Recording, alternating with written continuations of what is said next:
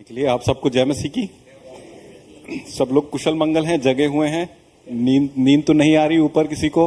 अगर नींद आ रही है तो 2-3 बार कूद लीजिए, नींद भाग जाएगी। सब कुछ ठीक हो जाएगा। आशा करता हूं कि आपका ये पिछला हफ्ता अच्छा गया होगा। हम सब अलग अलग परिस्थितियों से गुजरते हैं, है ना। हर हफ्ते में, हफ्ते दर हफ्ते, दिन ब दिन हम अपनी जीवन जीने की कोशिश करते हैं। और ऐसा कहना कि बिल्कुल सुहावना हफ्ता गया होगा कठिन है। हमने किसी ना किसी परिस्थिति या परेशानी का सामना किया होगा। लेकिन मैं ये आशा करता हूं कि उस परिस्थिति में और उस परेशानी में आपने प्रभु को महसूस किया होगा और आपने प्रभु की विश्वास योग्यता को महसूस किया है। यदि आपने ये किया है तो आज आप जहां बैठे हैं, मैं धन्यवाद देना चाहूंगा प्रभु का कि आप यहां पर आ सके। और आने वाले कुछ समय के लिए हम बाइबल में से अध्ययन करेंगे और ये जानने की कोशिश करेंगे कि आज प्रभु हमें क्या सिखाना चाहते हैं। मैं धन्यवाद देना चाहूंगा पास्टर मानव का कि उन्होंने मुझे ये मौका दिया आपके बीच वचन को लाने का। और जैसा कि वचन पढ़ा गया, यूहन्ना 17 एक ऐसा अध्याय है जिसको अक्सर मसीही लोग उसमें पढ़ना नहीं चाहते। और उसमें पढ़ना इसलिए नहीं चाहते क्योंकि उसमें कनेक्शंस बहुत हैं।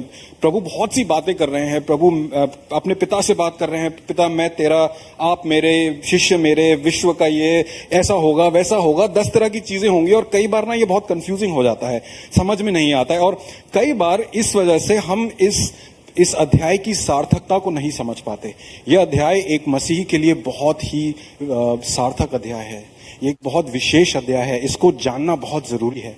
और ये एक प्रार्थना है। सबसे अहम बात इस अध्याय की है वो ये है कि ये एक प्रार्थना है। और आज मैं आपसे एक सवाल पूछना चाहूंगा, आप प्रार्थना कैसे करते हैं? आप प्रार्थना कैसे करते हैं? आपकी प्रार्थना का तात्पर्य क्या है? मतलब क्या है? क्यों प्रार्थना करते हैं? कहानी बताई जाती है एक प्रभु के दास की, जिन्होंने कलीसिया में जाकर वचन का प्रचार किया, बहुत जोश के साथ, उत्साह के साथ प्रचार किया। और प्रचार करने के बाद उन्होंने प्रार्थना भी करी। और प्रार्थना करने के बाद, जैसे कि चर्च के बाद रीति होती है, वो बाहर खड़े हो गए ताकि वो लोगों का अभिवादन करें। और एक व्यक्ति बहुत उत्सुक होकर उनके पास आए, बोले, भाई साहब। और अगर आप यूपी से हैं तो आप इस बात को जानते हैं कि पादरी को हम कभी पादरी नहीं बोलते, भाई साहब बोलते हैं। और वो बोले, भाई साहब आपने इतना अच्छा वचन दिया, आपका बहुत, आपने 2 वचन दिए भाई साहब, मैं आपका बहुत धन्यवाद देता हूं। तो भाई साहब खुश भी हुए लेकिन थोड़े से कंफ्यूज भी हुए। कह रहे, भाई मैंने तो एक ही वचन दिया था। कह रहे, क्या बात कर रहे हैं भाई साहब, एक वचन तो आपने उपदेश दिया पुलपिट पे, दूसरा वचन आपने प्रार्थना में दे दिया। और कई बार क्या होता है कि जब हम प्रार्थना करते हैं तो हमारी प्रार्थना का ना तात्पर्य अलग होता है। और ये बात मसीही माँ बाप से ज्यादा बढ़िया कोई नहीं जानता। क्योंकि ये एक यंत्र होता है कि जो माँ बाप होते हैं वो प्रार्थना में कई बार निर्देश दे देते हैं। मेरे को भी निर्देश मिलते थे, प्रभु इसकी मदद कीजिए कि ये रोज सुबह उठकर अपना बिस्तरा बना दे। इसमें प्रभु क्या करेंगे?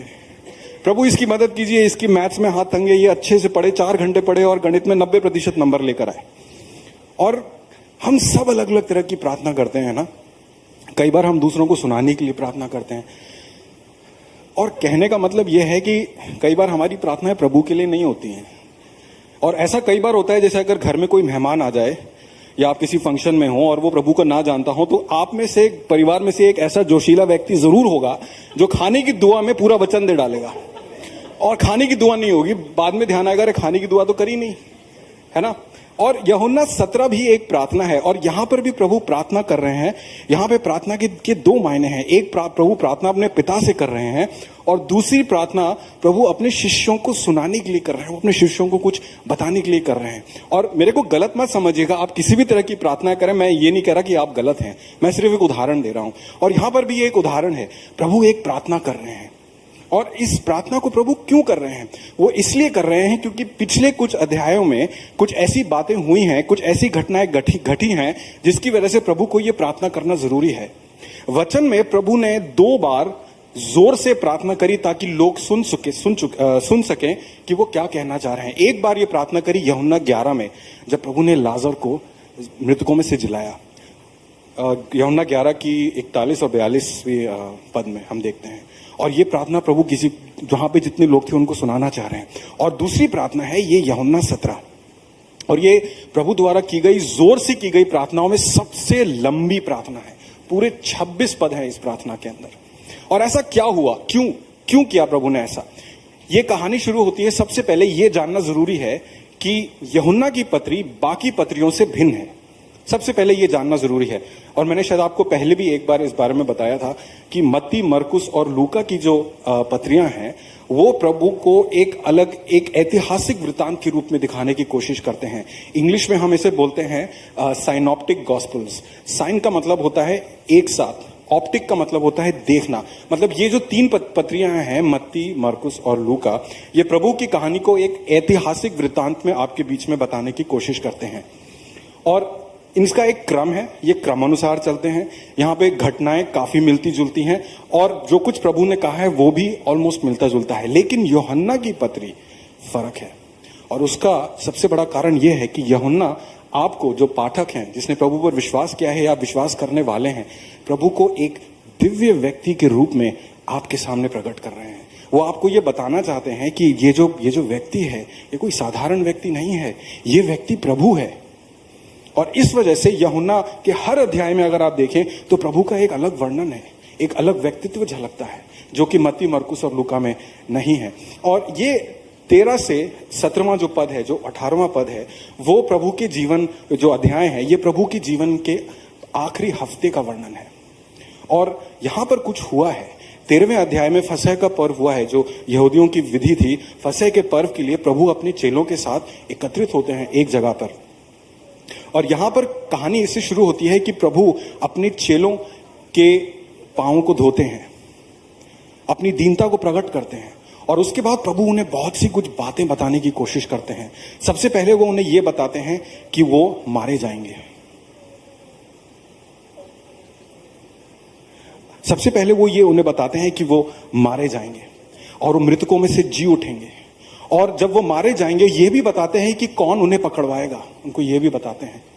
और चेले 13वें अध्याय से यह सब कुछ सुन रहे हैं, और प्रभु उन्हें बताते हैं कि उनके मारे जाने के बाद वो दफनाए जाएंगे, पुनरुत्थान को प्राप्त करेंगे, तीसरे दिन जी उठेंगे। और उनको फिर ये भी बताते हैं कि मेरे जाने के बाद तुम मेरा जो वचन है वो लेके पूरी दुनिया में फैल जाओगे, और तुम पीड़ाओं को सहोगे, तुम दुखों को सहोगे। और यदि आप आज किसी से ये बात सुने कि मैं जाने वाला हूं, लेकिन मेरे जाने के बाद तुम्हें बहुत परेशानी झेलनी पड़ेगी, तो आपका हृदय खुश एकदम से तो नहीं होगा ना, मायूस होगा, परेशान होंगे, ये क्या हो रहा है। और इस वजह से जब 17वां अध्याय शुरू होता है, उससे पहले प्रभु एक बात करते हैं। 16वें अध्याय के 33वें पद में प्रभु इस तरीके से बोलते हैं, मैंने ये बातें तुमसे इसलिए कही हैं कि तुम्हें मुझ में शांति मिले। संसार में तुम्हें क्लेश में होता है, परंतु ढाढ़स बांधो, मैंने संसार को जीत लिया है। ये सब कुछ बताने के बाद कि क्या क्या होने वाला है, प्रभु एक बात कहते हैं कि परेशान मत हो, मैंने संसार को जीत लिया है। चाहे तुम किसी भी परिस्थिति से होकर गुजरो, मैं उस परिस्थिति से ऊपर हूं। और उसके बाद शुरू होती है ये प्रार्थना, और इस प्रार्थना के 3 खंड हैं। 1 से 6 जो खंड है उसके अंदर प्रभु स्वयं के लिए प्रार्थना कर रहे हैं, अपने लिए प्रार्थना कर रहे हैं, पिता से प्रार्थना कर रहे हैं। दूसरा खंड जो है वो है 9 से 19वां, जिसमें प्रभु अपने चेलों के लिए प्रार्थना कर रहे हैं। यहाँ पे कुछ समर्पण है जो प्रभु अपने चेलों को प्रभु पिता के सामने सुपुर्द कर रहे हैं। और जो आखिरी खंड है 20 से 26, उसके अंदर प्रभु हम सब विश्वासियों के लिए प्रार्थना कर रहे हैं। और ये प्रार्थना आज हमें जानना, सीखना बहुत जरूरी है, क्योंकि कुछ अहम बातें हैं यहाँ पर। सबसे पहले 1 से 6 में प्रभु शुरू होते हैं, और सबसे पहले एक तरीके से बिना अपना परिचय दिए अपना एक परिचय दे रहे हैं, एक संदर्भ स्थापित कर रहे हैं। वो कुछ बताने की कोशिश कर रहे हैं, पिता के साथ वो कुछ बताने की कोशिश कर रहे हैं। और ये एक परिचय बड़ा साफ परिचय है, बड़ा शक्तिशाली परिचय है। मैंने अक्सर दिल्ली में देखा है, किसी विपरीत परिस्थिति में अगर कोई आपसे पूछे कि मैं बताऊं कौन हूं, तो कभी पूछना नहीं चाहिए कि आप कौन हो, छोड़ देना चाहिए। लेकिन यहां पर प्रभु एक बहुत ही आराम से अपनी स्थापना पिता के साथ कर रहे हैं, अपने संबंध को पिता के साथ दर्शाने की कोशिश कर रहे हैं। पहली आयत इस तरह से बोलती है, यीशु ने ये बातें कही और अपनी आंखें आकाश की ओर उठाकर कहा, हे पिता, वह घड़ी आ पहुंची है, अपने पुत्र की महिमा कर कि पुत्र भी तेरी महिमा करे। वह घड़ी आ पहुंची है। कौन सी घड़ी आ पहुंची है? ये सब कुछ एक योजना के तहत हो रहा है। प्रभु यहां अकस्मात ही नहीं आ गए, ये एकदम से कुछ सोच समझ के एकदम से ये कार्य नहीं होने लगा है। जगत की उत्पत्ति से पहले ये योजना बन चुकी है और अब वो योजना पूरी होने को है। और उस योजना पूरी होने के लिए प्रभु यहां पर सबसे पहली आयत में प्रभु पिता को बता रहे हैं कि पिता, ये योजना पूरी होने वाली है, इस योजना का पूरा होने का टाइम आ गया है। और प्रभु अपने पिता से विनती कर रहे हैं कि पिता मेरे को महिमा दे ताकि मैं भी तेरे को महिमा दे सकूं। दूसरी आयत, क्योंकि तूने उसको सब प्राणियों पर अधिकार दिया कि जिन्हें तूने उसको दिया है उन सब को वह अनंत जीवन दे। और अनंत जीवन यह है कि वे एकमात्र सच्चे परमेश्वर को और यीशु मसीह को जिसे तूने भेजा है जाने। यहां पर एक बात बहुत स्पष्ट रूप से साफ हो जाती है, वो ये कि तूने उसको सब प्राणियों पर अधिकार दिया है। पिता ने पुत्र को, प्रभु यीशु मसीह को सब प्राणियों पर अधिकार दिया है। ही हैज अथॉरिटी, हम सब के ऊपर, सब प्राणियों के ऊपर अधिकार दिया है।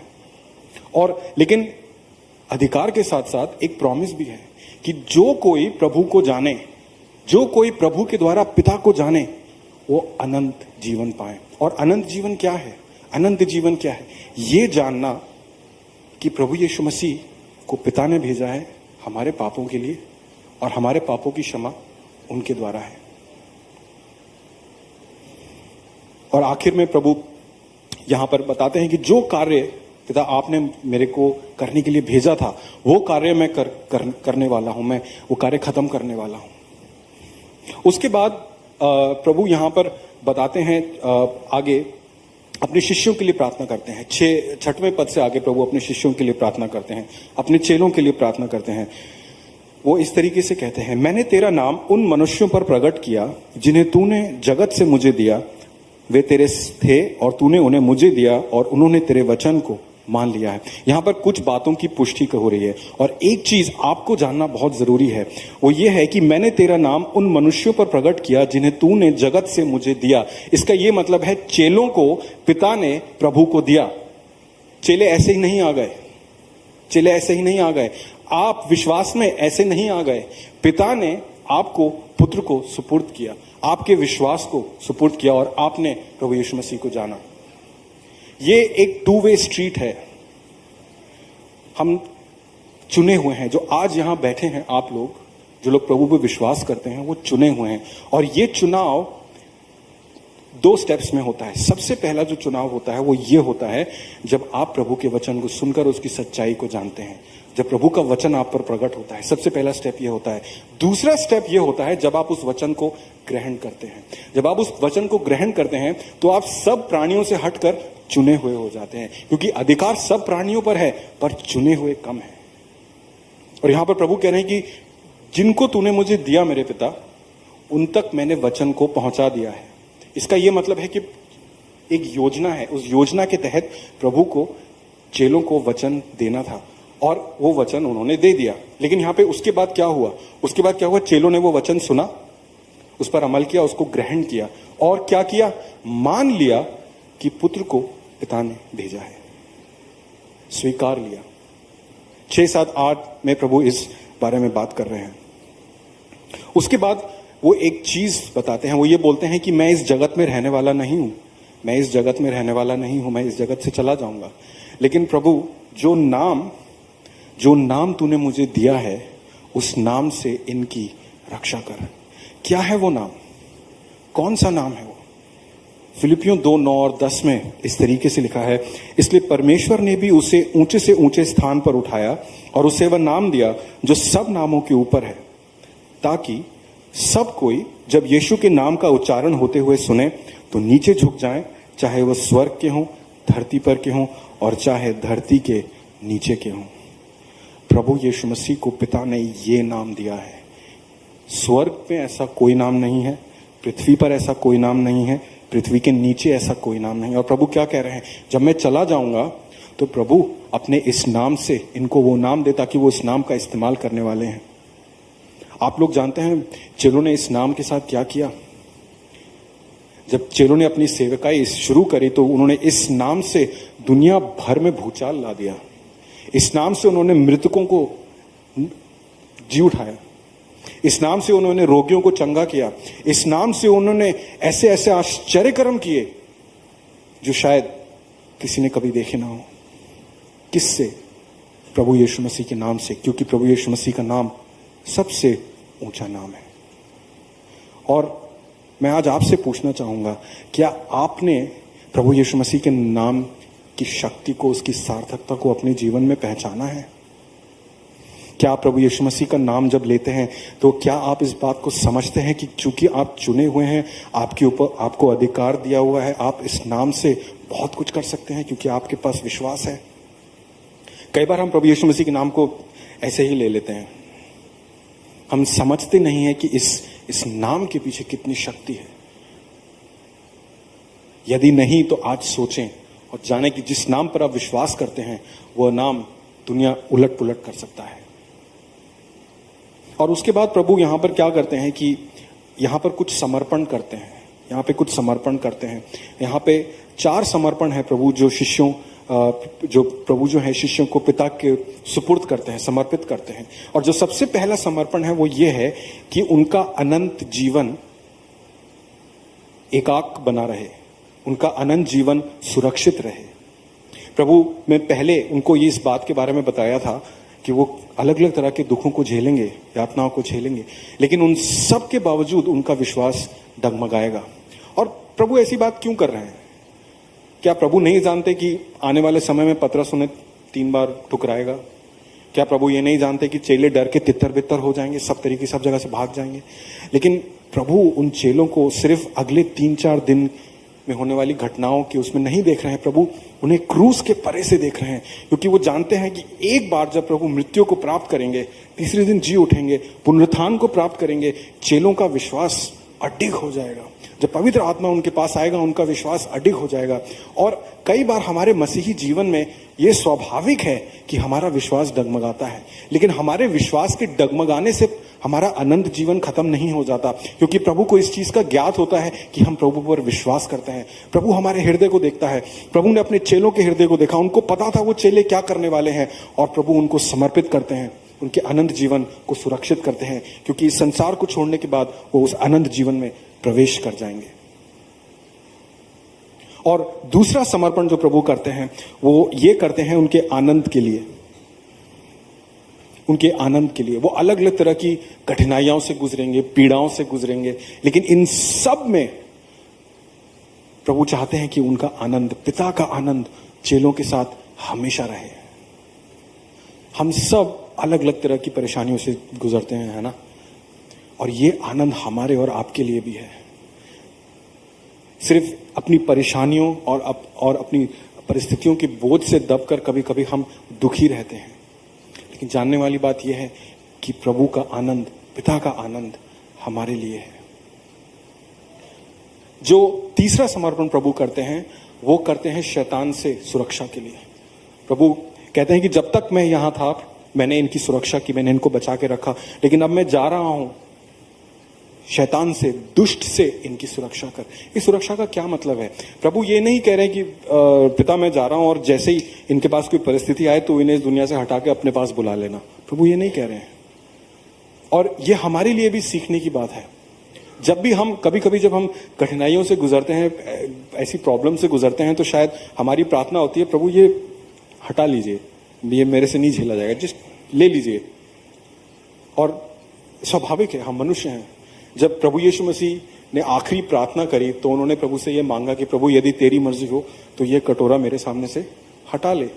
प्रभु को भी एक बार इस पूरी परिस्थिति को देखकर लगा कि शायद ये उनके लिए मुश्किल होगा, और हमारे लिए भी स्वाभाविक है। लेकिन यहां पर जो हमारे लिए प्रॉमिस है वो ये है कि चाहे परिस्थितियां कैसी भी हों, शैतान कैसे भी हमला करे, प्रभु हमारे साथ है, प्रभु हमारी सुरक्षा करेगा। हम उन परिस्थितियों में से होकर गुजरेंगे तो जरूर, हम उन परेशानियों को देखेंगे तो जरूर, लेकिन प्रभु हमारे साथ विश्वास योग्य बने रहेंगे, प्रभु हमारे साथ पूर्णता बने रहेंगे।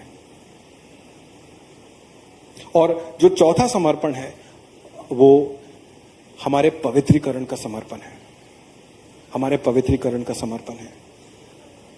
प्रभु इस प्रकार से कहते हैं 17वें अध्याय में, सत्य के द्वारा उन्हें पवित्र कर, तेरा वचन सत्य है, जैसे तूने मुझे जगत में भेजा वैसे ही मैंने भी उन्हें जगत में भेजा, और उनके लिए मैं अपने आप को पवित्र करता हूं ताकि वे भी सत्य के द्वारा पवित्र किए जाएं। ये कैसा पवित्रीकरण है? ये कैसी शुद्धता है? किस बारे में बात कर रहे हैं? पवित्रीकरण के भी दो पहलू हैं। सबसे पहला जो पवित्रीकरण है वो जब आपने प्रभु यीशु मसीह को अपने हृदय में ग्रहण किया तो आपका हृदय साफ हुआ, प्रभु यीशु मसीह ने आपके हृदय में वास किया। ये पहला पवित्रीकरण है। दूसरा पवित्रीकरण प्रभु कह रहे हैं, मैं भी अपने आप को पवित्र करने जा रहा हूं, मैं भी अपने आप को पवित्र करने जा रहा हूं। कैसे? प्रभु यीशु मसीह निर्दोष थे, एक निर्दोष व्यक्ति के रूप में उन्होंने इस पृथ्वी पर जन्म लिया। वो परमेश्वर थे, पृथ्वी पर वो पूरे समय एक निष्पाप जीवन में रहे, पापियों के आसपास रहे। एक निर्दोष होने के बावजूद उन्होंने क्रूस पर मृत्यु सही और तीसरे दिन जी उठे। और जब वो जी उठे और उन्होंने पुनरुत्थान को प्राप्त किया, वो पवित्र पाए गए। और उस पवित्रता की वजह से आज मैं और आप पवित्र हैं। और प्रभु यीशु मसीह अपने चेलों को समर्पित कर रहे हैं कि प्रभु इनको पवित्र कर, जैसे मैं भी अपने आप को पवित्र करता हूं। ये 4 समर्पण प्रभु अपने शिष्यों के लिए करते हैं। और जो आखिरी खंड है यहां पर, वो आखिरी खंड जो है यहां पर प्रभु कलीसिया के लिए प्रार्थना कर रहे हैं, विश्वासियों के लिए प्रार्थना कर रहे हैं। यहां पर जो प्रार्थना है प्रभु की, वो मसीही एकता के बारे में है। और वो कुछ इस तरीके से प्रभु बोलते हैं, मैं केवल इन्हीं के लिए विनती नहीं करता, परंतु उनके लिए भी जो इनके वचन के द्वारा मुझ पर विश्वास करेंगे, कि वे सब एक हों, जैसे तू हे पिता मुझ में है और मैं तुझ में हूं, वैसे वे भी हम में हों, जिससे संसार विश्वास करे कि तू ही ने मुझे भेजा है। एकता, यूनिटी। और ये बड़ा एक प्रार्थना बड़े क्रमानुसार तरीके से चल रही है। सबसे पहले अपने लिए प्रार्थना करी, योजना का संदर्भ प्रभु ने बनाया, उसके बाद उन्होंने चेलों के लिए प्रार्थना करी, और उसके बाद प्रभु विश्वासियों के लिए प्रार्थना कर रहे हैं। क्यों? क्योंकि योजना के तहत चेले जो भी कार्य करेंगे, जो भी प्रभु के वचन को फैलाएंगे, उससे विश्वासी प्रभु में आते जाएंगे। और उसका परिणाम आज मैं और आप हैं जो यहां इस भवन में बैठे हैं। और यहां पर प्रभु एकता के बारे में बात करें। और वो एकता क्या है? एकता इंग्लिश में हम बोलते हैं यूनिटी इन डाइवर्सिटी। एकता हमारी भिन्नता से बनती है, हमारी विविधता से बनती है। हम जब प्रभु में आते हैं, जब प्रभु के कार्य के लिए आते हैं, तो हम सब अलग अलग तरीके के व्यक्तित्व के होते हैं। हमारी सोच अलग होती है, हमारा कार्य करने का तरीका होता है, अलग होता है, हमारा बैकग्राउंड अलग होता है। लेकिन जब हम प्रभु में आ जाते हैं तो प्रभु की एकता हमें प्राप्त होती है। और ये जानना जरूरी है कि हम एकता और समानता में फर्क है। समान इंसान क्या होता है? समानता क्या होती है? समानता होती है जब हम सब एक सा सोचें, एक सा पहने, एक सा कहें, एक सा ही बैकग्राउंड हो, ये समानता है। प्रभु ने जब अपने चेलों को चुना तो प्रभु ने सब एक से लोगों को नहीं चुना। प्रभु के चेलों में कोई मछुआरे थे, कोई वैद्य थे, कोई मूल लेने वाले थे, सबकी सोच अलग थी। लेकिन जब ये सब एक साथ मिले तो वो एक कहलाए, यूनिटी, एकता को उन्होंने दर्शाया। और पहले कुरिन्थियों के 12वें अध्याय में प्रेरित पौलुस भी इस बारे में बात करते हैं। वो कहते हैं कि हम सब मसीह की देह के अलग अलग अंग हैं, और जब सारे अंग एक साथ मिलकर कार्य करते हैं तो क्या होता है? हम प्रभु के कार्य को संपूर्णता से कर पाते हैं। और यहां पर सिर्फ एकता ये नहीं है, यहां पर एकता और भी है। वे सब एक हों, जैसे तू पिता मुझ में है और मैं तुझ में हूं। यहां पर एकता सिर्फ एक भिन्नता और विविधता वाली एकता नहीं है। यहां पर एकता उसके बाद एक स्टेप आगे और जाती है। जैसे प्रभु में प्रभु और पिता एक हैं, वैसे ही वो एकता हमारे अंदर भी हो। उदाहरण के तौर पर, ठीक है, भाई आइवन है, ठीक है, अलग बैकग्राउंड से हैं, अलग सोच है, काम करने का तरीका अलग है, भिन्न व्यक्ति हैं। भाई हर्षित हैं, अलग बैकग्राउंड से हैं, लेकिन दोनों में कॉमन क्या है? दोनों ने प्रभु यीशु मसीह को अपनाया है, प्रभु यीशु मसीह उनके हृदय में वास करते हैं। तो उनका जो जुड़ाव है वो प्रभु के साथ है। और चूंकि वो प्रभु के साथ जुड़े हुए हैं, वो एक हैं। और प्रभु यीशु मसीह इस एकता के बारे में बात कर रहे हैं। शायद वो जानते थे कि आने वाले समय में एकता, मसीही एकता एक बहुत बड़ा कारण होगी लोगों को निराश करने के लिए। और वो इसीलिए इसको अभी से इस्टेब्लिश कर रहे हैं, ताकि लोग जाने कि असली एकता क्या है। असली एकता हमारी भिन्नता में है। और उसके बाद आगे अगर आप देखें तो उस एकता से आगे एक बात और है, वह महिमा जो तूने मुझे दी है मैंने उन्हें दी है कि वैसे ही एक हों जैसे कि हम हैं, मैं उनमें और तू मुझ में, कि वे सिद्ध होकर एक हो जाएं और संसार जाने कि तूने मुझे भेजा, और जैसा तूने मुझसे प्रेम रखा है वैसे ही उनसे प्रेम रख। यहां पर एक बहुत बड़ा रिवॉर्ड भी है, यहां पर एक बहुत बड़ा रिवॉर्ड भी है। हम परमेश्वर की एकता में, पिता और परमेश्वर एक हैं। जब हम प्रभु यीशु मसीह को ग्रहण करते हैं तो हम पिता और परमेश्वर की एकता में एक हो जाते हैं। ये एक बहुत धन्य आशा है। और कई बार हम अपने मसीही जीवन में इस चीज को भूल जाते हैं कि हमको जो अधिकार दिया गया है, प्रभु का जो हम पर अधिकार है, उसके साथ क्या क्या प्रॉमिसेस आती हैं। इन प्रॉमिसेस को जानना, सीखना और समझना बहुत जरूरी है।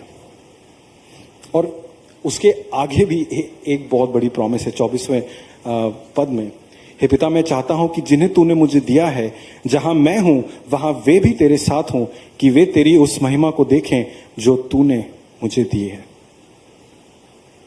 जिन्हें तूने मुझे दिया है, कुछ सवाल मैं आपसे पूछना चाहूंगा। जिन्हें तूने मुझे दिया है, किन्हें दिया है प्रभु को? पिता ने। पिता ने प्रभु को किन्हें दिया है? हाँ, उसके अलावा संसार को, और हम जो, मैं और आप हैं, हम जो विश्वासी हैं। फिर से पूछता हूं, किन्हें दिया है पिता ने प्रभु को? विश्वासियों को, मेरे और आपको, ठीक है। जहां मैं हूं प्रभु कहां है? जहां मैं हूं प्रभु कहां है इस समय? स्वर्ग में है, पिता की महिमा में है, पिता के दाहिने हाथ विराजमान है, ठीक है। मेरे साथ रहिए। जिन्हें मुझे दिया है, किन्हें? आप और मुझे। जहां प्रभु है, कहां? स्वर्ग में। वह भी मेरे साथ हो, वह भी मेरे साथ हो। इसका क्या मतलब है? प्रभु पिता से विनती कर रहे हैं कि प्रभु तूने जिन्हें मुझे दिया है, प्रभु तूने मुझे अभिषेक को दिया है, आइवन को दिया है, उसने विश्वास किया है, प्रभु जहां मैं हूं वो भी मेरे साथ हो। प्रभु हमें अनंत जीवन दे रहे हैं, विनती कर रहे हैं जाने से पहले कि हम उस अनंत जीवन को पहचाने, उस अनंत जीवन में प्रवेश करें। और ये एक बहुत बड़ी आशीष है। लेकिन अफसोस की बात यह है कि हम इसको भूल जाते हैं। अफसोस की बात यह है कि हम अपना जीवन कुछ इस तरीके से जीते हैं मानो कल आएगा ही नहीं। मतलब हम अपने इतने बोझ के तले दब चुके हैं कि आगे कुछ हो ही नहीं सकता, और इतनी बड़ी आशा को लेकर हम जी रहे हैं। अनंत जीवन हमारा है, और हमने उस अनंत जीवन को पाने के लिए ऐसा कोई बड़ा काम नहीं कर दिया है कि वो अनंत जीवन हमें मिले। हमारा बैकग्राउंड, हमारी पृष्ठभूमि, हम जहां से आए हैं, हम क्या सोचते हैं, ये सब मायने नहीं रखता। मायने रखता है कि प्रभु को हमने जब अपनाया तो ये अनंत जीवन हमें विरासत में मिला। क्योंकि ये योजना बहुत पहले से ही बन चुकी थी। ये योजना बहुत पहले से बन चुकी थी, और इस योजना को पूरा करने के लिए प्रभु इस पृथ्वी पर आए थे। प्रभु जब ये प्रार्थना कर रहे हैं, इस प्रार्थना की सच्चाई में जब वो एकता की बात कर रहे हैं, वो अनंत जीवन की बात कर रहे हैं, तो एक चीज जानना बेहद जरूरी है कि आने वाले 19वें अध्याय में जब प्रभु क्रूस पर थे, उन्होंने कहा पूरा हुआ। ये योजना पूरी हुई। आने वाले कुछ समय में हम ईस्टर मनाएंगे। ये योजना पूरी हुई।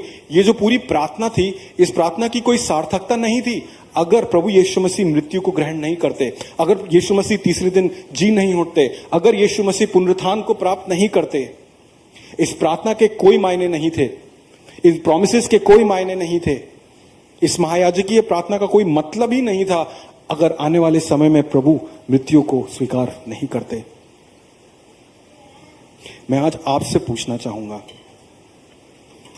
क्या हम एक अनंत जीवन लायक जीवन जी रहे हैं?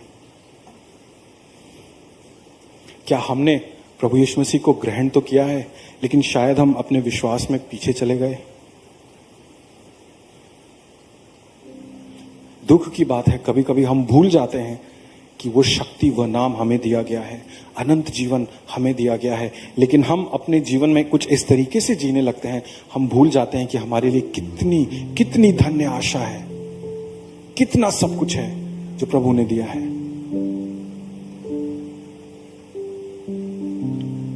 आज आप और मैं दो तरीके के लोग हम लोग हैं यहाँ पर। एक तरीके के लोग वो हैं जिन्होंने प्रभु को ग्रहण तो किया, प्रभु के अनंत जीवन को पाने की चेष्टा करी, लेकिन शायद वो अपने विश्वास में पीछे हो गए, शायद वो कंफ्यूज हो गए, शायद वो घबरा गए और उनको शायद आगे समझ में नहीं आ रहा।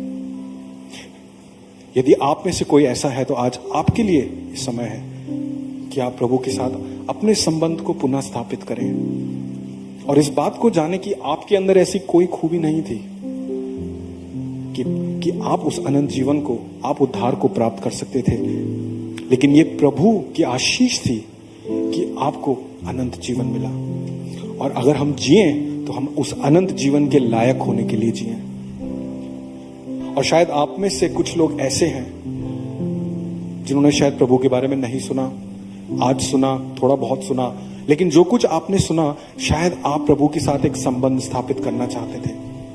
और आज वो समय है जब हम प्रार्थना करेंगे, आप उस संबंध को स्थापित कर सकते हैं। हम एक छोटा सा गीत सुनेंगे और मैं निवेदन करूंगा कि इस समय हम अपने हृदयों को मौन करके प्रभु की आवाज को, पवित्र आत्मा की आवाज को सुन सकें और उससे बातचीत कर सकें, और उसके बाद मैं प्रार्थना में समाप्त करूंगा।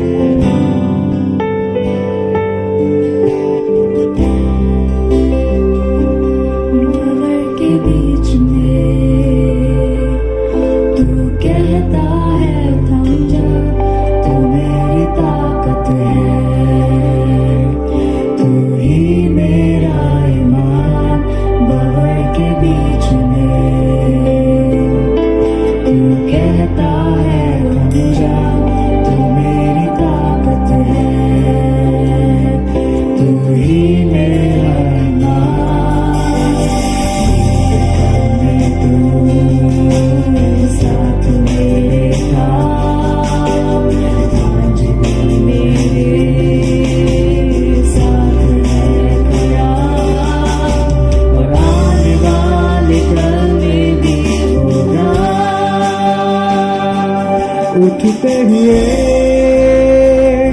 तूफानों में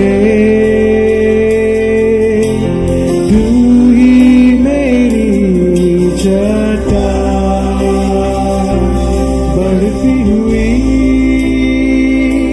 लहरों में तेरे कदमों के निशान, बीमारियों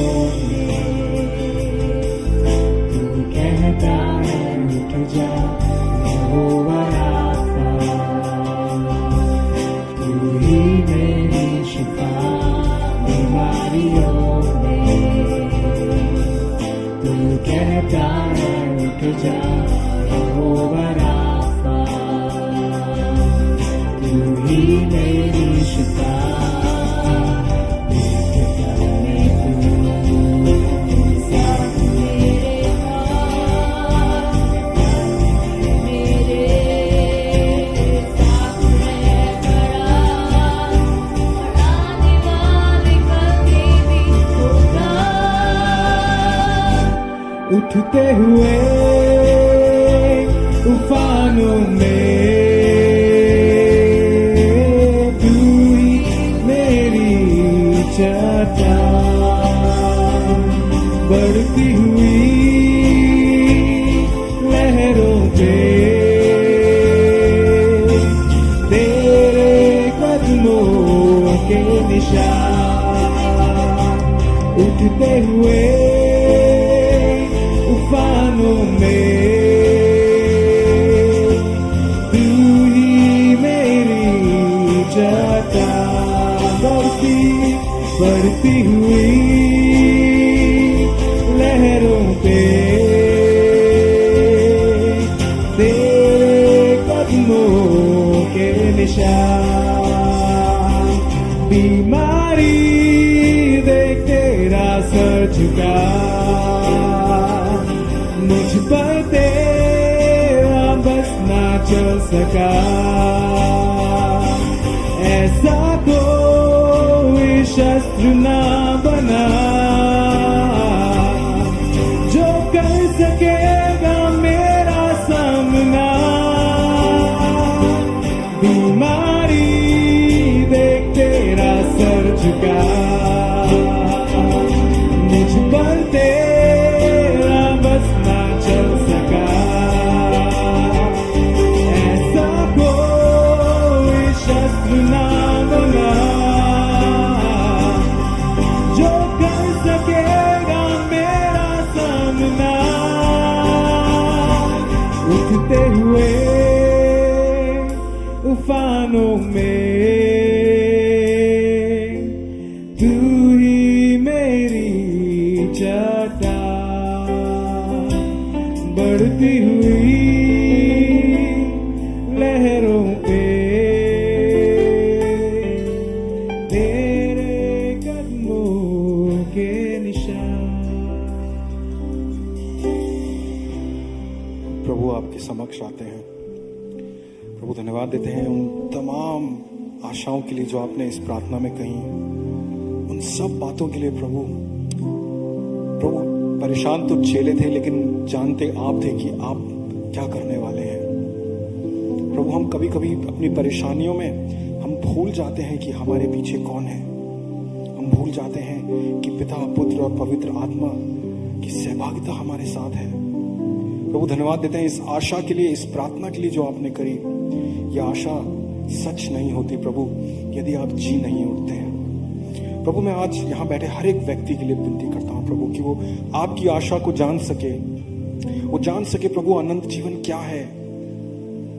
हमने ऐसा कुछ नहीं किया जिससे हमें अनंत जीवन मिलता प्रभु, सब कुछ आपने किया। हमें सिर्फ विश्वास लाना है पिता परमेश्वर। वो यहाँ जो लोग हैं जो निराश हैं, हताश हैं, शायद अपने विश्वास से डगमगा गए हैं, हम उनके लिए विनती करते हैं प्रभु, उन्हें अपने पास लेकर आइए, उनकी प्रार्थनाओं को स्वीकार कीजिए प्रभु। और जो लोग प्रभु जी आज पहली बार आपसे प्रार्थना कर रहे हैं, शायद आपको जानना चाहते हैं प्रभु, उनके लिए प्रभु आप एक सच्चे जीवते परमेश्वर के रूप में उनके हृदय में प्रवेश कीजिए पिता परमेश्वर। प्रभु आपका धन्यवाद देते हैं प्रभु, आप सच्चे हैं, जीवते हैं। आने वाले हफ्ते में प्रभु जी आपकी आशीष, आपका साया हमारे साथ बना रहे। प्रभु यीशु मसीह के नाम से मांगते हैं, आमीन।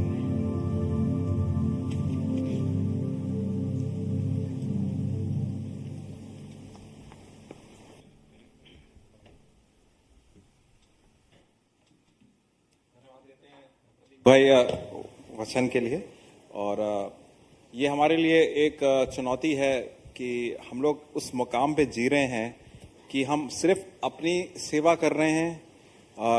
यूनिटी जो प्रभु ने पवित्र पिता से प्रार्थना करी थी प्रभु यीशु मसीह ने, उस यूनिटी को तोड़ने वाले भी भेड़िया कलीसियाओं में आते हैं।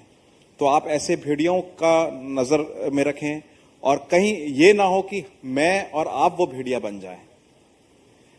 तो ये बहुत ज्यादा कठोर प्रार्थना है जो मुझे और आपको अपनी जिंदगी में भी लागू करनी है कि कहीं ऐसा ना हो कि मैं कारण बन जाऊं कलीसिया में फूट डालने का, या मैं कारण बन जाऊं प्रभु की महिमा को हटाकर अपनी महिमा करने का। और इस चीज का ध्यान करना बहुत जरूरी है। और इस चीज का ध्यान ना किताबों से पढ़ने से, ना बातचीतों से, प्रभु के साथ बैठ के ध्यान करने में, पवित्र आत्मा की आवाज को सुनने से होता है। धन्यवाद देते हैं प्रभु आज के वचन के लिए। आपके दास ने वचन दिया, शुक्रगुजार है मालिक उसके लिए।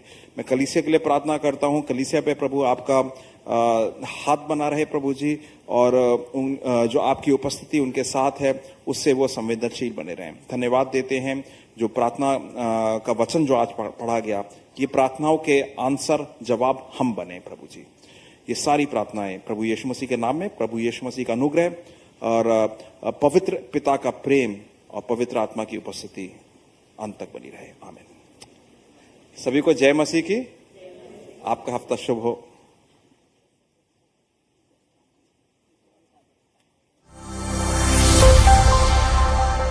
तो आपने अभी अलियाना के डेडिकेशन